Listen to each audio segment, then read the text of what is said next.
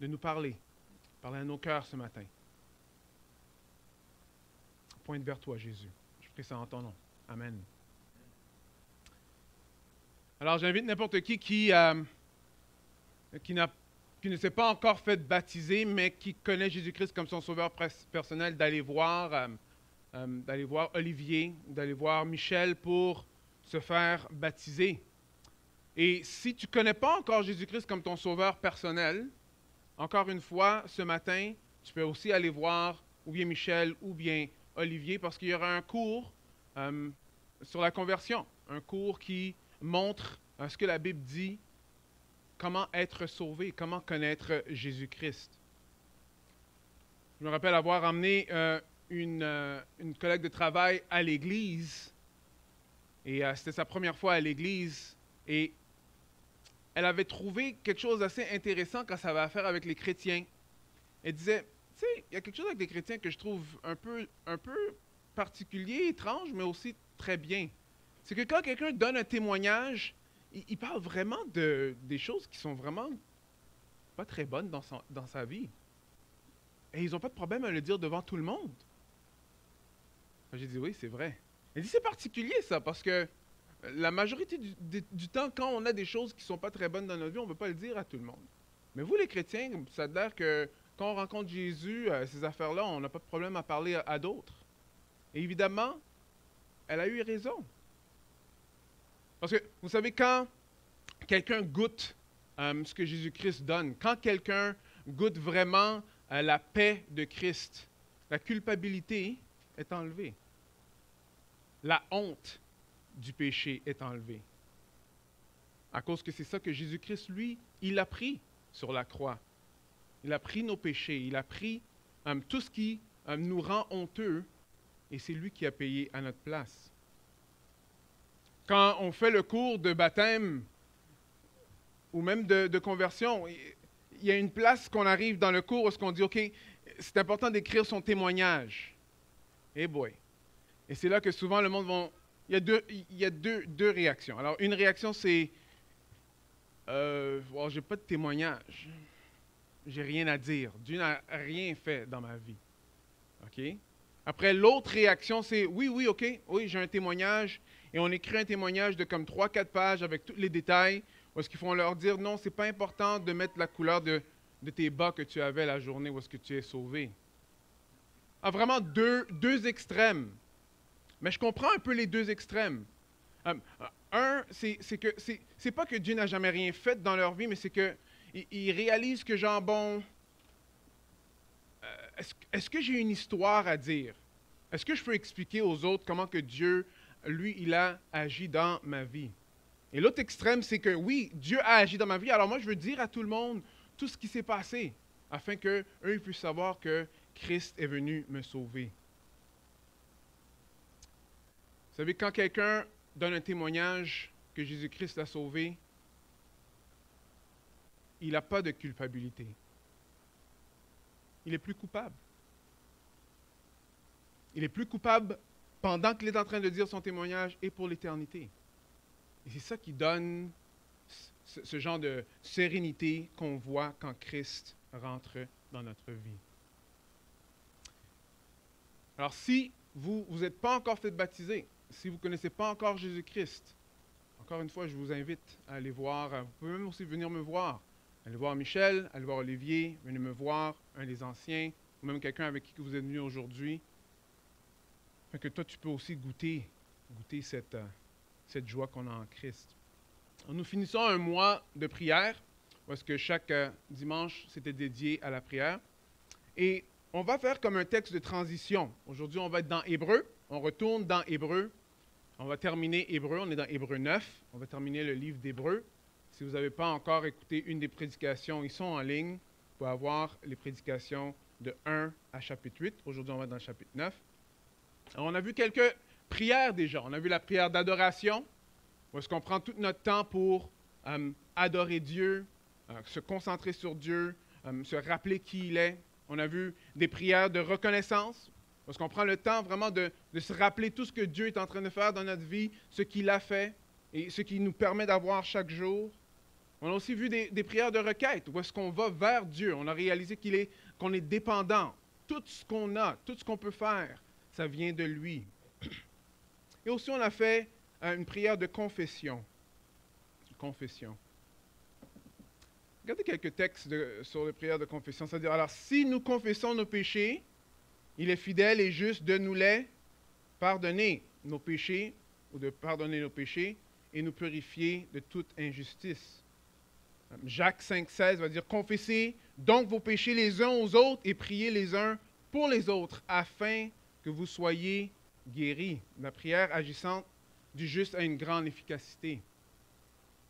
Alors, le deuxième verset, que la prière agissante du juste a une grande efficacité, on aime cette partie-là de cette prière-là. Oui, je suis justifié par Jésus-Christ, je vais prier une grande efficacité. Mais le début, confessez donc vos péchés les uns et les autres. Quand on a des réunions de prière ou des groupes vie, là, et on passe à travers différentes phases de prière, ça veut dire qu'on va faire prière de reconnaissance, prière de requête. Ça, on n'a pas vraiment beaucoup de problèmes. On arrive à adoration, bon, OK, là, OK, ça boite un peu. Confession, oui, exactement ce qui se passe. Il n'y a pas grand monde qui confesse. Mais pourquoi, d'après vous? Pourquoi est-ce que plusieurs ont de la misère à confesser leurs péchés les uns aux autres? On n'est pas tous des chrétiens. Si on l'est, on sait qu'on continue à pécher. Ça veut dire qu'on est tous dans le même bateau. Par contre, souvent on est rempli de culpabilité. On se sent coupable. On sent qu'on n'est pas à la hauteur. On sent que moi, je ne suis pas arrivé. Alors, la confession devient extrêmement difficile. Alors, à la place de confesser nos péchés et de voir que Dieu est fidèle et bon de nous les pardonner, on commence à penser mais moi, je vais être rejeté. Qu'est-ce que le monde va penser de moi? Est-ce qu'ils vont vraiment m'accepter? Est-ce que vous êtes avec moi? Est-ce que... Oui? Mm-hmm. Vous voyez, ça c'est quand on est ensemble, mais ce n'est pas seulement devant les hommes. Alors, plusieurs d'entre nous, je le sais parce que souvent on se parle et j'entends ça, ont de la misère à aller devant Dieu quand ils ont péché. Alors, quand ils ont péché, ils ont de la misère à aller devant Dieu. Pourquoi? Parce qu'il y a des voix, des fois, qui vont venir dans la tête, qui vont dire, mais... OK, mais encore? Tu vois pas, regarde ce que tu es en train de faire. Ça ne fait pas de sens, toi, ton affaire de chrétien. Tu penses vraiment que Dieu accepterait quelqu'un qui ferait ça encore une fois? Est-ce que vous avez déjà entendu ce genre de voix-là? Alors, si c'était vraiment acceptable la façon que tu es, est-ce que toi, tu ferais vraiment ça? Est-ce que Dieu pourrait vraiment accepter une personne comme toi? Après, nous sortons de cette expérience-là avec un profond problème parce qu'on sent de la culpabilité. On se sent coupable. On sent qu'on n'est pas à la hauteur. On sent qu'on n'est pas capable d'être dans la présence de Dieu. Le cycle continue, il continue, il continue. Et il y en a qui arrivent au point qui vont dire, well, OK, mais est-ce que je crois? Ou est-ce que j'ai jamais cru? Ce matin, moi, j'aimerais proposer une autre question. Parce que peut-être tu te poses la mauvaise question. Peut-être la question, c'est en qui je crois? En qui tu crois? Ou en quoi j'ai cru? Parce que la réalité des choses, c'est que les humains, on va toujours croire en quelque chose. Quand on croit dans Jésus-Christ, le Fils de Dieu, qui est venu, lui, mourir pour nos péchés, bon, ça arrive, ça pas arrive, mais ça nous pointe à un état de non-culpabilité. Pourquoi? Parce que lui, il a été déclaré coupable à notre place. Mais quand on commence à mettre notre confiance dans notre bonne semaine, ce que j'ai bien fait cette semaine, dans mes bonnes actions, Là, ce qui arrive, oui, la culpabilité va venir. Dans mes actes religieux. Pourquoi? Parce que ces choses-là, comme on va voir dans le texte, n'enlèvent pas la culpabilité. Ça ne l'a jamais fait, ça ne le fera jamais. Le seul qui est capable d'enlever ce sentiment de culpabilité-là, c'est Jésus-Christ. C'est Jésus-Christ. Il y a un théologien qui a dit que notre théologie va affecter la façon qu'on prie. Vous savez, notre théologie va affecter la façon qu'on vit, qu'on prie, la façon qu'on voit le monde. Alors oui, c'est vrai qu'il y a des passages aujourd'hui théologiques, mais c'est pour une raison qu'ils sont là. Parce que la façon que notre pensée, notre façon de voir Dieu, la façon qu'on comprend ça, ça va faire la différence dans la façon qu'on va agir. Êtes avec moi? Avant qu'on rentre dans le texte, j'aimerais passer à travers quelques autres textes en premier. Alors pourquoi sentons-nous la culpabilité? Et ça vient d'où? Est-ce que c'est juste quelque chose qui est juste d'aujourd'hui? La réalité que c'est quelque chose qui vient depuis les débuts de l'histoire de l'humanité. Regardez dans Genèse 2, 25. L'homme et la femme étaient tous les deux nus et ils n'avaient pas honte. Ils étaient tous les deux nus. Ils n'avaient pas honte. On sait qu'aujourd'hui, si vous voulez avoir honte, well, ne le faites pas, s'il vous plaît. Mais mettez-vous tout nu et courez dehors. C'est sûr et certain que vous allez non seulement avoir honte, il va faire froid aussi. Right? Mais on voit que Dieu a créé Adam et Ève, il a créé l'homme. L'homme était dans sa présence et ils étaient nus, mais ils n'avaient pas honte. Ils n'avaient pas honte. Et si vous ne connaissez pas l'histoire, well, Satan, le serpent, est venu et a proposé quelque chose à Adam et Ève. Alors, si vous mangez de cet arbre-là que Dieu a dit de ne pas faire, vos yeux, ils vont ouvrir. Vous allez connaître, la différence entre le bien et le mal. Vous serez comme Dieu. Le texte dit qu'ils ont trouvé ça bon et ils ont mangé. Genèse 3,7 va dire, leurs yeux, à tous les deux s'ouvrirent, et ils prirent conscience qu'ils étaient nus. Mais après, qu'est-ce qu'ils ont fait? Ils attachèrent des feuilles de figuier ensemble et s'en firent des ceintures. Je ne sais pas si vous réalisez ici, mais après qu'ils ont décidé à dire, « Ah, regarde, moi ce que je veux faire, je sais que Dieu a dit ça, mais moi je veux vivre ma vie de la façon que moi je pense qui est bon. Ce que Dieu veut, oui, je comprends ça qu'il dit, mais moi je pense que ça, ce serait meilleur pour moi. » La minute qu'ils ont commencé à faire ça, qu'est-ce qu'ils ont fait? Ils se sont cachés. Ils ont fait des feuilles de figuier. C'est intéressant parce que ça représente déjà la séparation que l'homme a avec Dieu.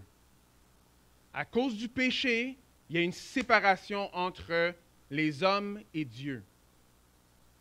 On n'a plus accès à Dieu, comme dans le Jardin d'Éden, à cause du péché. Mais Adam, lui, qui a péché, il fait tomber toute l'humanité dans cet état-là. Alors les figuiers, là, ça représente beaucoup. Non seulement ça, après, Dieu vient et dit, « Hé Adam, Ève, où est-ce que vous êtes? » Qu'est-ce qu'ils ont fait? Ils sont allés se cacher. Ils sont allés se cacher. Pourquoi? Parce que là, ils n'étaient plus dans un état de pas avoir de honte. Là, ils avaient honte. Ils avaient honte. Alors, d'où vient ce sentiment de culpabilité-là? Bon, le péché est la source de ça. Regardez ce que Tite va dire. Pour ceux qui sont purs, tout est pur. Mais pour des hommes souillés et incrédules, rien n'est pur. Leurs pensées et leur conscience sont salies. Dans le Jardin d'Éden, avant, ils étaient purs, ils étaient dans un état d'innocence. On suit le Seigneur, on lui fait confiance. Mais quand ils ont décidé de faire ce qu'eux, ils voulaient, quand ils ont décidé de faire ce que Dieu leur avait dit de ne pas faire, alors là, leurs pensées, leur conscience se sont salies. Alors c'est ça que le péché fait. Le péché fait une séparation entre nous et Dieu. Alors depuis le début de la Bible jusqu'à la fin, ce qu'on voit, c'est que l'homme doit approcher Dieu d'une certaine façon. Il ne peut pas l'approcher de n'importe quelle façon. Pourquoi? Parce que naturellement, l'homme comprend que être dans la présence de Dieu, il ne peut pas l'être comme ça. Il a besoin de se couvrir. Il a besoin de se cacher. Pourquoi? Parce que Dieu, lui, il est saint. Saint, saint. Le péché n'a pas de place en sa présence. Alors si on pense que, avec le péché, regarde, c'est pas si pire que ça. Moi, j'évalue ma vie, Dieu va comprendre. Mensonge. Mensonge. C'est pas moi qui dis que c'est un mensonge, la parole dit que c'est un mensonge. Alors si Adam et Ève, eux, après avoir péché, sont allés dans la présence de Dieu, eux, il fallait qu'ils se cachent. C'est pas vrai que quand tu vas mourir, tu vas juste rouler les dés pour voir, moi je vais me prendre ma chance devant Dieu et je vais plaidoyer ma cause. Je dirais bonne chance, mais ce serait méchant de dire ça. C'est futile de faire ça. C'est futile de faire ça. Alors aujourd'hui, on va passer dans Hébreux 9 et ce qu'on va voir, on va voir que Dieu avait institué une certaine façon dans l'Ancien Testament pour que les Israélites puissent rentrer dans sa présence. OK? Après, on va voir que finalement, il y a une meilleure façon. Et Jésus-Christ est la meilleure façon. Allons-y. Hébreux 9. Lisez avec moi. Hébreux 9. On va passer à travers au complet. 9, 1 à 5. Alors certes, la première alliance avait un rituel pour le culte ainsi qu'un sanctuaire qui était terrestre. On avait en effet installé une tente, le tabernacle partagé en deux. Dans la première partie se trouvait le chandelier et la table avec les pains offerts à Dieu. On l'appelait le lieu saint. Derrière le second rideau venait la partie de la tente qu'on appelait le lieu très saint. Là était placé un brûle-parfum en or et le coffre de l'Alliance, entièrement plaqué d'or. Ce coffre contenait un vase d'or avec la manne, le bâton d'Aaron qui avait fleuri et les tablettes de pierre sur lesquelles étaient gravées les paroles de l'Alliance. Au-dessus du coffre, les chérubins glorieux couvraient le propitiatoire de l'ombre de leurs ailes, mais ce n'est pas le moment de parler de ces choses, de ces objets en détail. Alors, la première chose qu'on voit que Dieu fait, c'est qu'il établit une place. Alors, si tu veux venir dans ma présence, il faut que tu ailles dans la place que j'ai établie. Et la place qu'il a établie s'appelle le tabernacle. C'est moi ce que tu pourrais montrer. Ça, c'est ça le tabernacle. Alors, comme vous voyez, c'est une tente. Oui, parce que ça, c'est quelque chose que le peuple d'Israël, il prenait, ils montaient le tabernacle, quand ils allaient quelque part d'autre, ils le remettaient dans leur sac de tente, après ils allaient quelque part d'autre et ils remontaient le tabernacle. Juste une petite parenthèse, un peu farfelue, mais... Alors, camping. Vous savez comment que j'aime ça, le camping? Alors, je me suis dit, OK, bon, est-ce qu'il y a du camping dans la Bible? Parce que, tu sais, est-ce que la Bible parle de camping? Guys, le mot camping est dans toute la Bible. Parce qu'Israël était toujours en train de camper dans le désert. Juste parenthèse, on la ferme. OK. Alors, on voit que ça, c'est le tabernacle. Alors, il y a trois parties au tabernacle. Alors, il y a la partie qui est dehors. Vous voyez ici. OK? Alors, ici, tu allais avec ton bœuf, ton agneau. Après là, tu le faisais sacrifier sur, vous voyez l'autel qui est là avec le feu. Il y a aussi des tables qui sont à côté, où est-ce qu'il y avait des prêtres qui étaient là aussi, qui faisaient des sacrifices. Alors, ce qu'il fallait faire, c'est qu'il fallait rentrer ici avec ton animal et aller le faire sacrifier. Première place. Ça, c'est la place en dehors. Deuxième, si tu continues. Là, c'est là qu'il y a le temple. Okay? Le temple a deux parties dans le temple. Right? Alors, la première partie, si tu continues. La première partie ici, ça s'appelle le lieu saint. C'est ça qu'on vient juste de lire ici. Alors, le lieu saint, c'est où est-ce que les prêtres rentraient. Alors, les prêtres, eux, ils rentraient dans le lieu saint. Dans le lieu saint, comme vous voyez, il y a il y a une table où est-ce qu'on mettait du pain, il y a les chandelles qui sont là et tout. Et les prêtres allaient là autant qu'ils voulaient. Après, il y a une deuxième partie. Ça, c'est le lieu très saint. Et le lieu très saint, il y a juste une personne qui avait accès à ce lieu-là, et c'est une fois par année. Et ça, c'est le grand prêtre. Et le grand prêtre, pour que lui, il rentre dans le lieu très saint, lui, il faut que lui, avant même qu'il rentre dans le lieu très saint, il fallait que lui, il fasse des sacrifices pour lui-même, pour sa famille, et aussi pour le peuple, avant d'y rentrer. Avant d'y rentrer. Alors, dans certains des livres historiques, ils montrent que le mois avant la journée qui s'appelle Yom Kippour, c'est ça le Yom Kippour, dans le fond, c'est ce sacrifice-là. Le grand prêtre, lui, il s'isolait. Pourquoi? Parce qu'il voulait être sûr de ne pas toucher quoi que ce soit qui était impur. Alors, il priait pour lui-même, il priait pour sa famille, les autres priaient pour lui. Il était sûr de ne pas avoir à toucher rien d'impur. Après, il allait faire ses sacrifices pour rentrer dans le lieu très saint.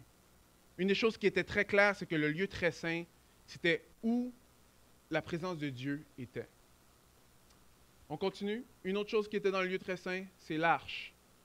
Si vous connaissez un peu l'histoire dans la Bible, il y en a qui ont touché l'arche et ils sont morts comme ça. Mais le lieu très saint, c'était ce genre de place-là. Vous ne pouvez pas rentrer là-bas souillé. Pourquoi? Parce que Dieu est saint, saint, saint. Le texte nous dit que la première alliance avait un rituel pour le culte, ainsi qu'un sanctuaire qui était terrestre. Quand vous voyez ça là, vous comprenez rapidement quelque chose, qu'on ne peut pas venir dans la présence de Dieu de n'importe quelle façon. Depuis le début, on ne peut pas entrer dans la présence de Dieu comme on veut. Dieu a établi un rituel. Si tu veux rentrer dans ma présence, voici comment que tu dois faire. Alors le Dieu de la Bible, c'est un Dieu d'ordre. Et on ne peut pas rentrer dans sa présence de n'importe quelle façon. On continue. Alors, il a établi une place. 2, il a établi un sacrifice. Alors, cet ensemble étant ainsi installé, les prêtres entrent en tout temps dans la première partie du tabernacle pour accomplir leur service. Dans la seconde, le grand prêtre est le seul à pénétrer, et cela une fois par an. Or, il ne peut y entrer sans apporter le sang. Le sacrifice qu'il a offert pour lui-même et pour les autres, et pour les fautes que le peuple a commises par ignorance. Une autre chose qu'on va voir quand on est en train de voir le tabernacle, c'est qu'il y a beaucoup de sang. Quand on voit une personne qui rentre avec un bœuf, on dit « Ah, OK ». Mais c'est le peuple entier qui rentrait avec des sacrifices. Et il y avait beaucoup, beaucoup de sang. Alors ça, c'est comme genre « Wow ». Mais oui, parce que quand on y pense, là, c'est énormément beaucoup de sang. Dans le temple, quand le temple avait établi, il y avait même des façons d'irriguer pour faire que le sang puisse couler, parce qu'il y avait tellement de sang qui était en train de couler à cause des sacrifices. Aujourd'hui, quand on entend ça, c'est comme répugnant, vraiment. Là, c'est comme, tu sais. Vous voyez, une des choses que le Dieu de la Bible veut qu'on comprenne, c'est que notre péché, c'est sérieux. Notre péché, c'est sérieux. Est-ce qu'il aurait pu dire, OK, juste va prendre tes fleurs que tu as plantées, viens me les donner? Il aurait pu dire ça. Mais est-ce que ça aurait vraiment représenté l'horreur de c'est quoi le péché? Non. Et quand on y pense, c'était impossible qu'un Israélite pense que le péché, c'est quelque chose qu'on prend à la légère. Parce que année après année après année, il fallait qu'ils viennent avec un sacrifice d'un animal. Nous, on a des animaux de compagnie. Je ne dis pas qu'ils n'en avaient pas des animaux de compagnie. Mais souvent, les animaux, ce n'était pas seulement de compagnie, c'était des animaux qui étaient là pour ta survie. ou bien que ça t'aidait à labourer la terre, ou bien c'était de la nourriture à manger. Et ce n'est pas n'importe quel animal qu'il fallait donner, il fallait donner du meilleur de tes animaux. C'est vrai qu'il y a des exceptions pour ceux qui étaient super pauvres, mais en général, c'est ça qui se passait. Alors, c'était impossible qu'un des Israélites comprenne que, le péché, on peut le prendre à la légère. Parenthèse. Aujourd'hui, on manque beaucoup le point quand ça a à faire avec le péché. Parce qu'on prend le péché vraiment à la légère. Comme si ce n'est pas si pire que ça. Mais c'est un problème. On va comprendre que Jésus-Christ, lui, il est venu accomplir. Tout ce qu'on est en train de voir, ça pointait vers un meilleur sacrifice. Mais il faut comprendre que le péché, il faut avoir du sang qui coule. Dans le verset 22, ça veut dire ceci. Or, d'après la loi, presque tout est purifié avec du sang. S'il n'y a pas de sang versé, il n'y a pas quoi? Il n'y a pas de pardon. Il n'y a pas de pardon. Alors ici, on voit que Dieu a établi non seulement une place, mais un sacrifice pour être capable de rentrer en communion avec lui. Maintenant, il a aussi établi une approche. Verset 8, ça veut dire, alors le Saint-Esprit nous montre par là que l'accès au lieu très saint n'est pas ouvert tant que subsiste le premier tabernacle. Nous avons là une représentation symbolique des réalités de l'époque actuelle. Elle signifie que les offrandes et les sacrifices qu'on présente ainsi à Dieu sont incapables de donner une conscience parfaitement nette à celui qui rend un tel culte. Alors, en effet, il n'y a là que des prescriptions concernant des aliments, des boissons et des ablutions diverses, des rites d'ordre matériel ne devaient rester en vigueur que jusqu'au temps où Dieu instituerait un ordre nouveau. Alors, en voyant cela, qu'est-ce que l'auteur est en train de nous dire? Le Saint-Esprit est en train de nous montrer clairement que quand tu regardes le tabernacle, tu vois que personne ne peut juste approcher Dieu de n'importe quelle façon. Ce n'est pas possible de faire. Par contre, il est aussi en train de nous montrer que ce n'était pas quelque chose qu'il fallait qu'il reste. C'était un système qui pointait vers un meilleur système. Un meilleur système vers une personne. Et que tout ce qui était en train de se passer dans ce temps-là, oui, ça couvrait la personne, mais ça ne ôtait pas le péché. Alors, tu allais avec ton animal, sans problème. Tu donnais tes sacrifices. Mais tu savais que même si tu as été pardonné de tous tes sacrifices de toute l'année d'avant, que le jour après, tu as d'autres péchés. Et que ça continue. Tu retournes avec des animaux, mais tu sais qu'encore une fois, tu as d'autres péchés. Et tu as d'autres péchés. Alors, qu'est-ce qui arrive quand tu sais ça? C'est sûr que le sentiment de culpabilité, juste la culpabilité n'est pas enlevée. Pourquoi? Parce que tu sais qu'il faut que tu reviennes avec un animal, tu reviennes avec un animal, tu reviennes avec un animal. Alors, les sacrifices d'animaux, ça ne peut pas ôter le péché. Oui, c'est vrai, ça couvrait pendant un temps, mais ça n'ôtait pas le péché. Au contraire, l'auteur va dire que, oui, ça purifiait, mais de l'extérieur, mais ça ne purifiait pas vraiment l'intérieur. Ça ne purifiait pas l'intérieur. OK, alors continuons. Alors, comme on voit que l'accès n'est pas offert à toutes, comme on voit que ces différentes façons-là ne sont pas capables d'enlever tout ce qui est la culpabilité parce qu'il faut continuer à les refaire, on va voir qu'est-ce que Dieu, lui, il offre comme une autre solution. Mais parlons un peu de culpabilité un tout petit peu. Parce que ce thème-là, on va être là encore dedans la semaine prochaine parce que je pense que c'est quelque chose d'assez important. C'est quoi être coupable? Voici une définition de être coupable. Pas être coupable. Le mot conscience. OK? Conscience qui va vers la culpabilité. Alors, dans la Bible, la conscience a affaire avec notre auto-évaluation de savoir si nous, on On peut être dans la présence de quelqu'un ou ou de Dieu. Alors, es-tu apte d'être dans la présence de Dieu? C'est là que la conscience rentre en ligne de jeu. On voit que Adam et Ève, ils ont péché, leur conscience a été éveillée. Mais est-ce que tu es apte d'être dans la présence de Dieu? Et la réponse est non. Alors, la culpabilité, c'est un problème qui pointe vers un plus gros problème, qui est le péché. Mais est-ce que tout le monde vit de la culpabilité? Alors, Tim Keller fait référence à Freud et j'ai trouvé ça vraiment perspicace. Alors, c'est pour ça que je suis en train de vous le partager aujourd'hui et je le résume dans mes mots. Il y a la culpabilité qui est secrète et la culpabilité qui est visible. La culpabilité visible, évidente, c'est quand on fait quelque chose de mal et on sait qu'on a fait quelque chose de mal. Alors là, on est coupable pour ça. Par contre, dans le livre de Freud qui s'appelle La civilisation et ses mécontentements, il va dire ceci. Les gens modernes expriment un malaise. Un malaise. Et ce genre de malaise se manifeste de différentes façons. Les choses ne vont pas comme je voudrais. Je n'aime pas la façon que les choses sont dans ma vie. Pourquoi ne suis-je pas différent?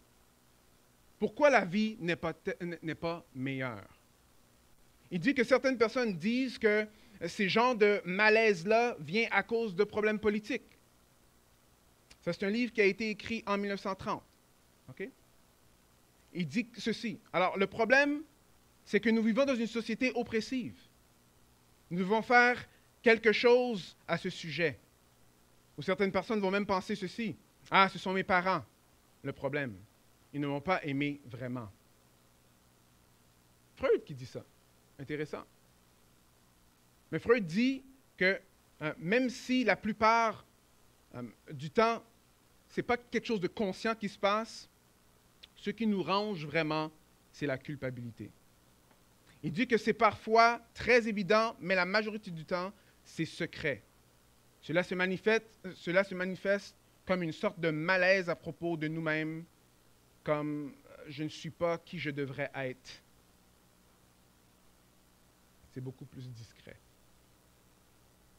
Alors, c'est un livre qui a été écrit, ça fait quand même un petit bout de temps. Est-ce toujours pertinent aujourd'hui? Il y a ce genre de culpabilité que l'homme, il vit. C'est comme s'il devrait être quelque chose d'autre, il devrait être mieux. Sa vie devrait être mieux. La société devrait être mieux.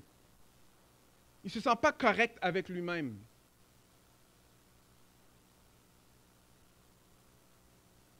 Voici quelques questions que ceux qui vivent ce malaise-là vont dire. Alors pourquoi est-ce si difficile de confesser ses péchés les uns aux autres?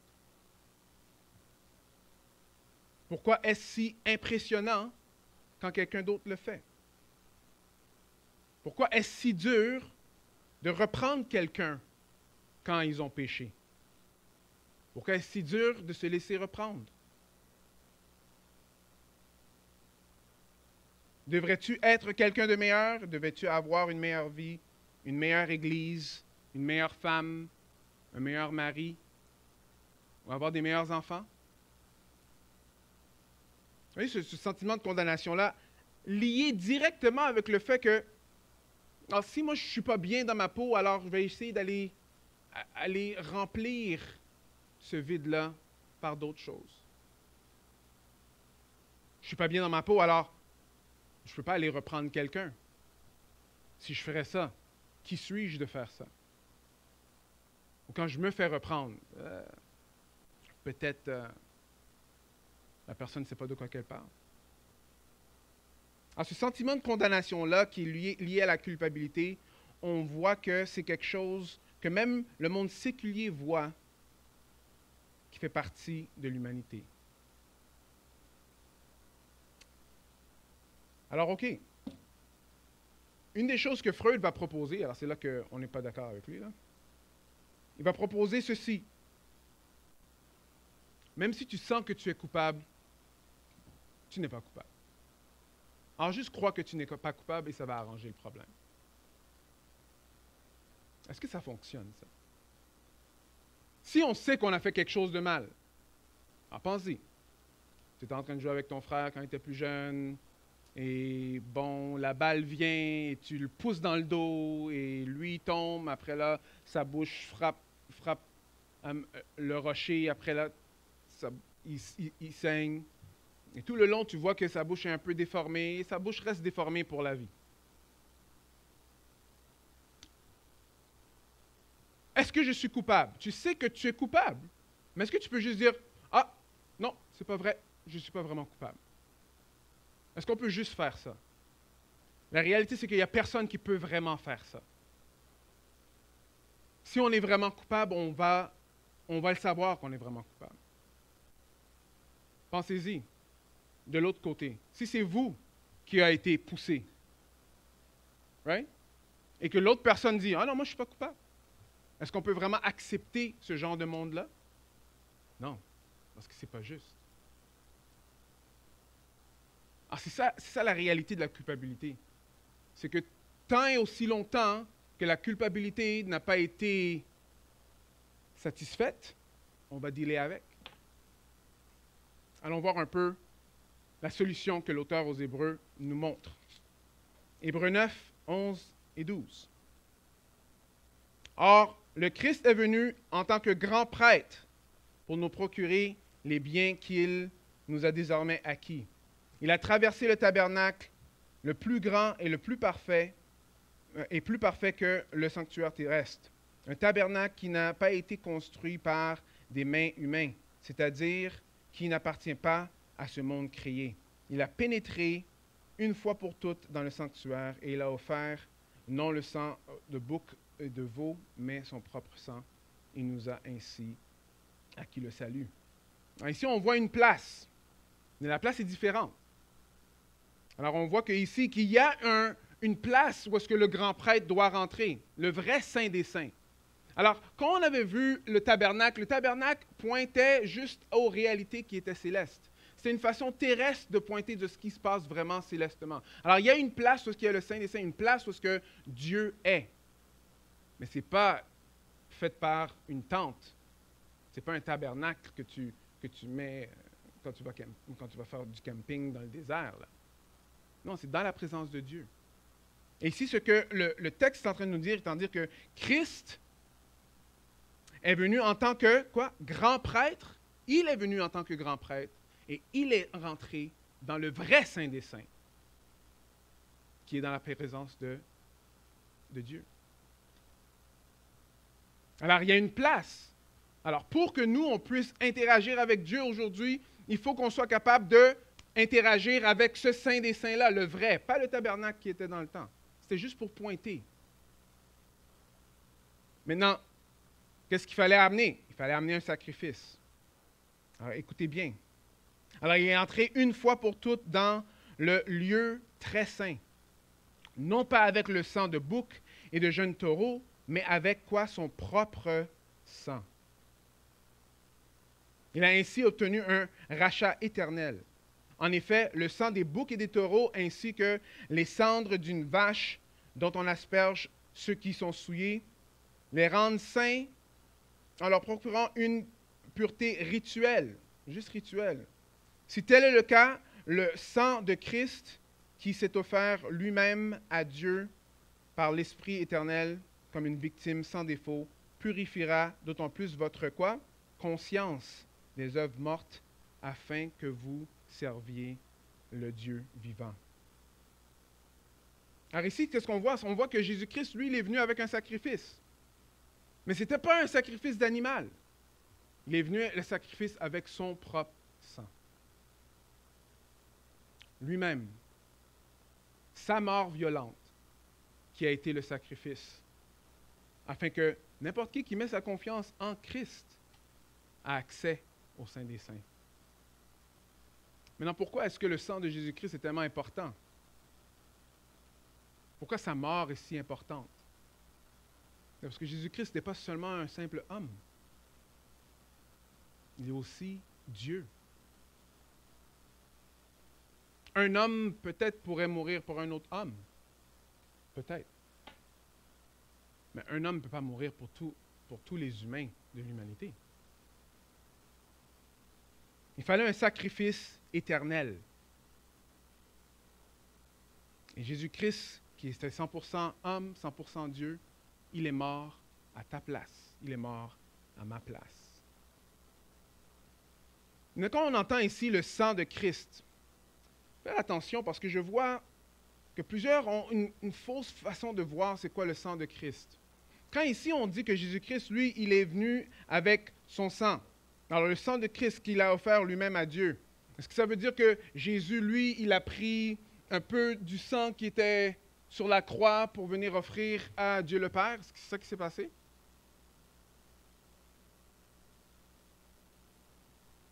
Est-ce que c'est vraiment comme son sang lui-même là, qu'il a gardé en dedans de lui pour dire, OK, voilà Dieu, voilà mon sang?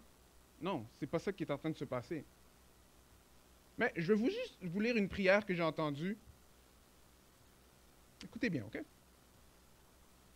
Alors, la Bible dit que ce sang, le sang de Christ, est plus fort que celui d'un être humain. Cela signifie que, peu importe la composition biologique aujourd'hui, le sang de Jésus est plus fort que tous les globules qui circulent dans ton corps.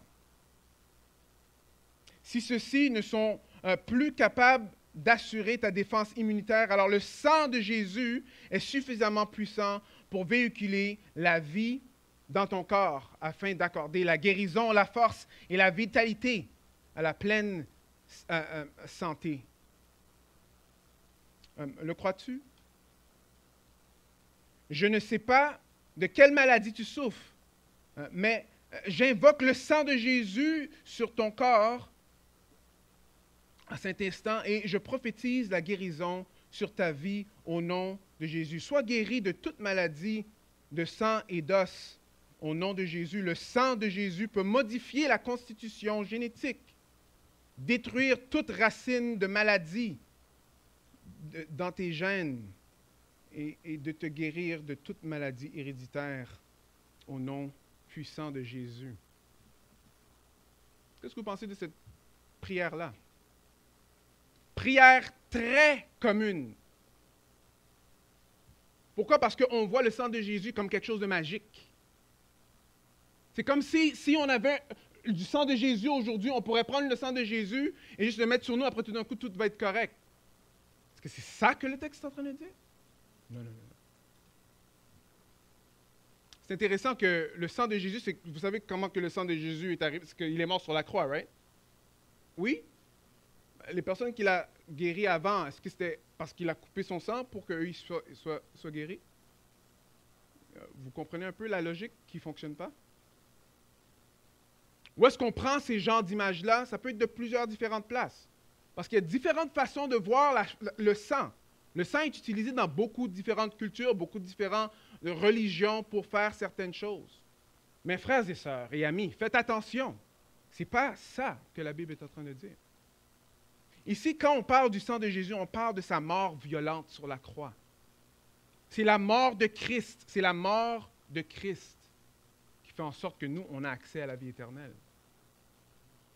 Ce n'est pas le sang lui-même. C'est la mort de Christ. Si j'étais pour dire que mes mains sont tachées de sang, qu'est-ce que ça veut dire? Je suis coupable. Ou est-ce que ça veut dire que mes mains doivent être tachées de sang? Vous comprenez un peu? Alors, quand vous allez voir à travers tout le Nouveau Testament, quand ça parle du sang de Jésus, sauf quand ça parle vraiment du sang de Jésus, comme dans les évangiles, là, mais ça réfère toujours à sa mort violente sur la croix. Je vais vous expliquer pourquoi c'est très important de comprendre ça. Dernièrement, je vais terminer ici, verset 15.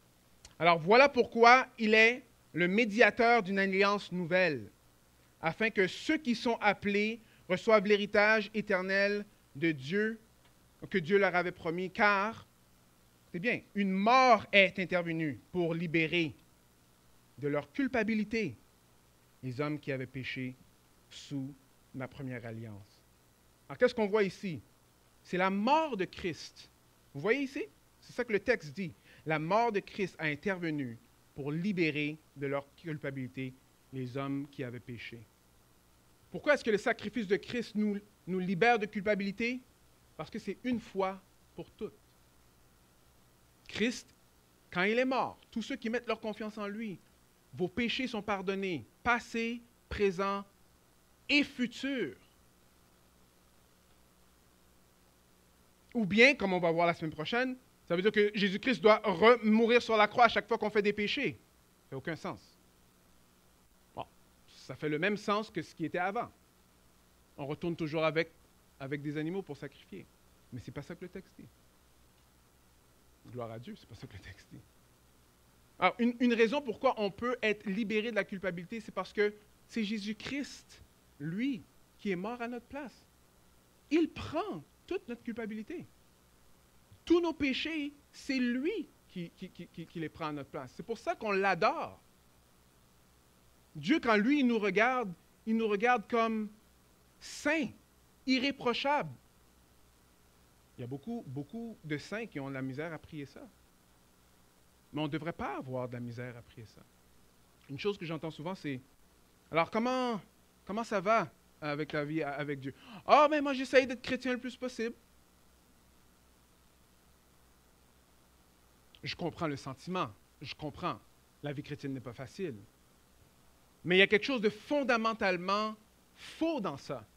Parce que ça veut dire que quelque part, tu dois faire quelque chose pour être capable d'être acceptable devant Dieu. Non. Ça ne fonctionne pas. Jésus-Christ est mort une fois et une fois pour toutes. Vous voyez?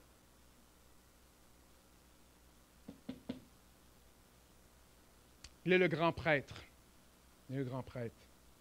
Une illustration que j'ai trouvée super bonne, alors c'est pour ça que je vous la redis.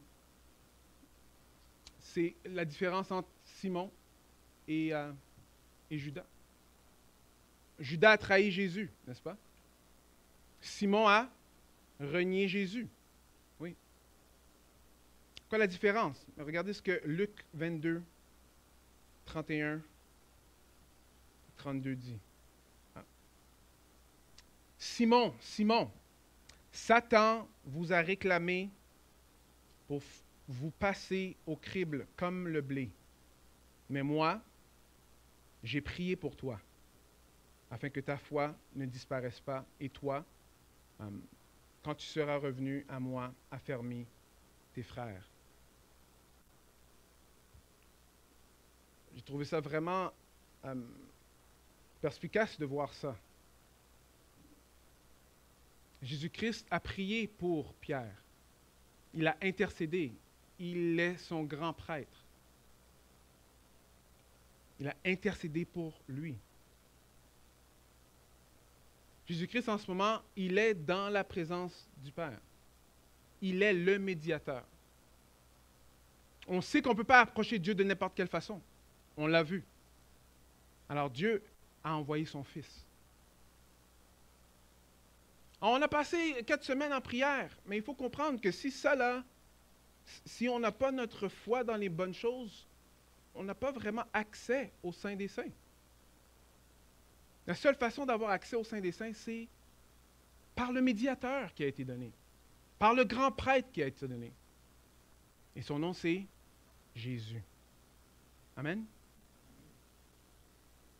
Alors, je termine par ceci. Quelle raison tu ne te fais pas baptiser? Si tu dis que tu connais Jésus-Christ, c'est quoi la raison que tu pourrais avoir pour ne pas te faire baptiser? Parce que tu n'es pas assez prêt? Parce que tu n'es pas assez bon? Mais on réalise que si on passe par ça, pas assez prêt, pas assez bon, on retourne dans les affaires de tente. Combien d'animaux que tu as besoin de sacrifier? Je peux te dire que ça va être beaucoup.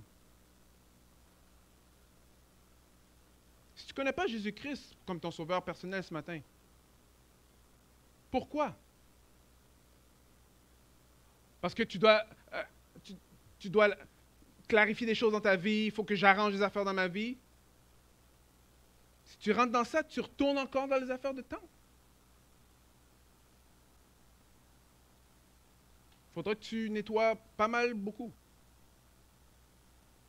C'est impossible. Pourquoi la dernière fois, c'est quand est-ce la dernière fois que tu t'es repenti, que tu es allé devant Dieu à cause de ton péché? Qu'est-ce qui t'arrête de le faire? Est-ce que c'est parce que, bon, là, OK, non, bon, regarde, avant que je retourne à Dieu, il faut que j'arrange ma vie? Avant que j'aille à Dieu, il faut que j'arrange les choses, il faut que je devienne une meilleure personne? Tu vas le faire pendant longtemps. Vous voyez, avec l'histoire de Pierre, qui est intéressant, c'est que à la fin de Jean, Jésus est allé voir Pierre. Il est allé le voir. Après, il a dit, Pierre, m'aimes-tu? Ah oui, Seigneur, tu sais que je t'aime. Pierre, m'aimes-tu? Ouais, Jésus, tu sais. Pierre, m'aimes-tu? Ah, ça c'est le signal. 3 fois, je t'ai renié 3 fois. I know what's going on. Ouch. Qu'est-ce que Jésus dit? Jésus dit, OK, va prendre soin des brebis. Notre marche chrétienne n'est pas basée sur quand on fait bien ou qu'on fait mal. C'est pas ça. On le voit avec Pierre.